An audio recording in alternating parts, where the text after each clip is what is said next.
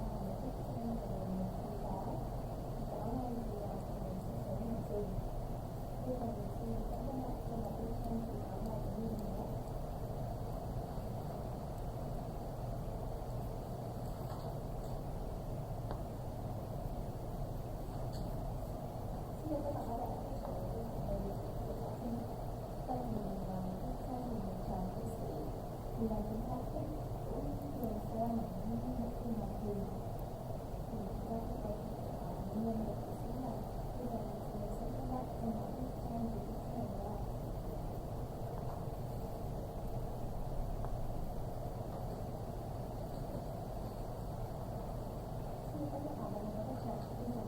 Như vậy thì mình đã hoàn thiện từ một xong bức tranh về chuyện cổ tích chú quậy rồi nha các bạn. Các bạn thấy video của mình hay thì hãy đăng ký kênh và ủng hộ cho mình nha. Xin chào mọi người ở những video tô màu tiếp theo của mình.